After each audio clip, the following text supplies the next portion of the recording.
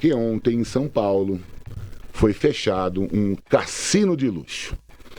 Enquanto lá em Brasília essa discussão não avança sobre a regulamentação do jogo de cassino no Brasil e as pessoas agem com uma certa hipocrisia, os cassinos clandestinos se espalham pelo país.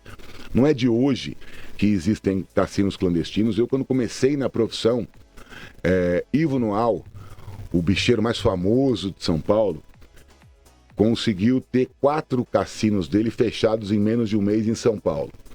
E eram cassinos absolutamente luxuosos.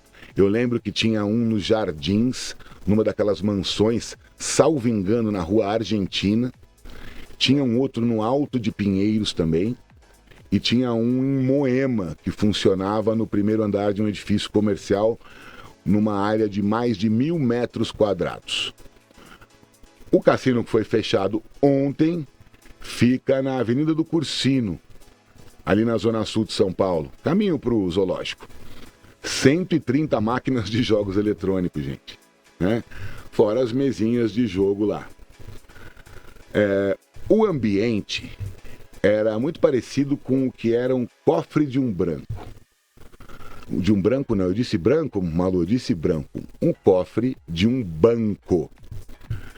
Quem assistiu a série espanhola La Casa de Papel na Netflix, lembra exatamente dessa referência, né? Boa parte do seriado se passa dentro do cofre de um banco.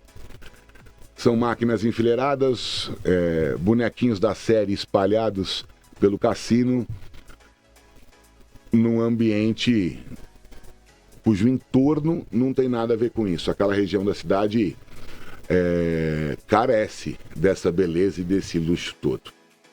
De qualquer corna, tá difícil hoje, hein, Malu? Ela tá rindo aqui da minha cara, ó. Daqui a pouco ela vai falar de novo da minha perimenopausa. O policial que atendeu a ocorrência ontem, um delegado, ele disse que os jogos de azar vão muito além de uma simples aposta. Eles criam uma falsa sensação de controle e de ganho fácil, enquanto na verdade eles acabam afetando diretamente a saúde mental das pessoas. As pessoas deixam de fazer planos produtivos, ou seja, o que eu vou fazer para melhorar o meu desempenho no trabalho? Como é que eu vou fazer para o meu comércio faturar mais? E depositam suas esperanças nos jogos de azar. E o Brasil passa por uma grande discussão que já aconteceu em outros lugares do mundo em relação às bets. Acho que a primeira coisa que tem que ficar muito clara aqui em relação às bets é que é impossível acabar com os jogos das bets.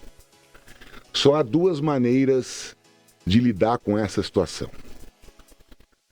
A maneira proposta, por exemplo, pelo candidato do Partido Novo à presidência da República, Romeu Zema, ela não funciona, nunca funcionou em nenhum lugar do mundo e jamais irá funcionar, que é proibir as bets. Os países que proibiram as bets viram os jogos em plataformas clandestinas se multiplicar de maneira assustadora.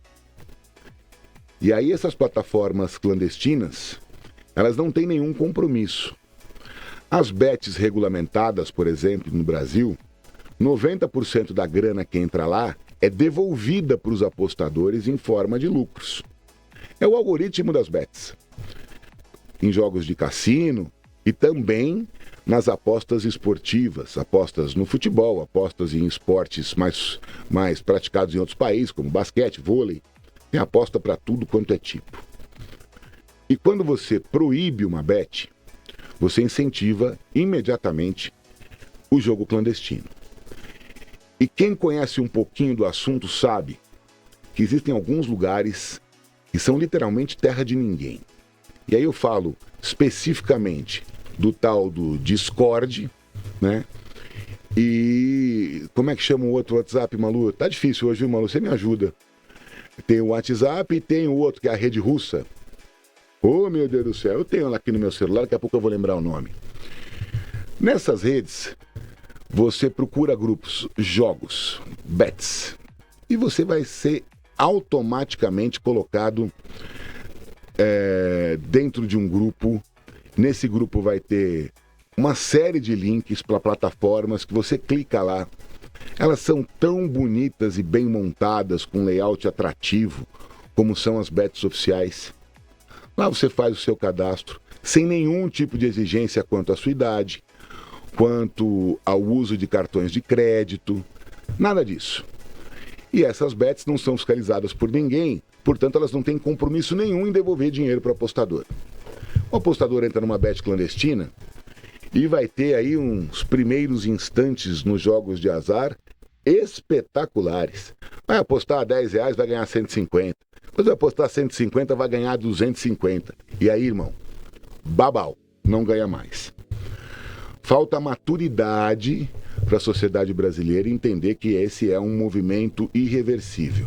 Eu tive a curiosidade, quando eu vi a notícia desse cassino clandestino, de pesquisar desde quando o ser humano faz apostas. Eu perguntei para o Gemini, para o ChatGPT e para a inteligência ali do Google, que agora eu não lembro o nome. As respostas foram iguais. Os primeiros registros formais de apostas são de 3.000 anos antes de Cristo, na Mesopotâmia. E eu não duvido nada que o homem da caverna também fizesse as suas apostas. Eu vou pegar esse dinossauro maior que o seu, eu corro mais rápido que você. O ser humano mente e trapaceia e faz apostas desde sempre. Isso não vai mudar. E aí, o que tem que ser feito? O Brasil adotou o caminho correto. É preciso taxar as bets, é preciso regulamentar as bets e é preciso fiscalizar com muita seriedade a atuação dessas bets. E saber também que nesse mercado, onde a luta do bem contra o mal ela é um pouco estranha, porque o bem seriam as bets legalizadas, .bet.br, ela não pode ser vencida simplesmente com a fiscalização do governo. E além do governo e da sociedade, a fiscalização rigorosa sobre as bets legais também é de interesse das bets legalizadas, que pagam um imposto alto. Só no ano passado foram 9 bilhões de reais arrecadados no país inteiro pelas bets. E para onde vai esse dinheiro? Aí está uma questão que se torna central nesse mundo. Eu acredito, e a legislação diz isso, que o dinheiro das bets deve ser aplicado basicamente em 3 frentes. Na primeira, é a educação e a saúde mental do jogador. Programas de prevenção, algumas bets já têm isso dentro de suas plataformas. Programas de saúde mental destinados à população via SUS, nos postos de saúde, um programa federal bem feito. E o esporte. E aí, quem sabe, né, a universalização do acesso à iniciação esportiva nas escolas, 9 bilhões de reais dá para isso. A criação de centros de treinamento de alto desempenho para crianças a partir dos 7, 8 anos de idade, aquela criança que leva jeito para o esporte e que se sente bem e feliz fazendo esporte, ela pode ter como extensão da escola a atividade esportiva voltada para o alto desempenho. Não que isso vá gerar atletas olímpicos e campeões mundiais em efeito cascata, não.